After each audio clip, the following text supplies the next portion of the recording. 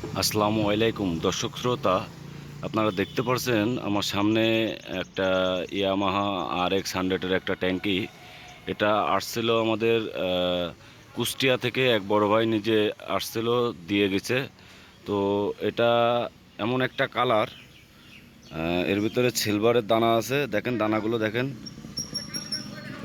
আর কোনো স্টিকার হবে না, খুব সুন্দরভাবে একটা মোটিফাই কালার করলো ভাই। তার পছন্দে আমরা এই কালারটা করে দিলাম।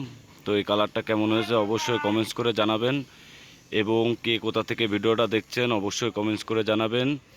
আর যদি কাজটা ভালো লেগে থাকে অবশ্যই একটা শেয়ার দিয়ে আমার পাশে থাকবেন নতুন নতুন ভিডিও পাওয়ার জন্য। দেখেন সাথে সাইড কভার আছে।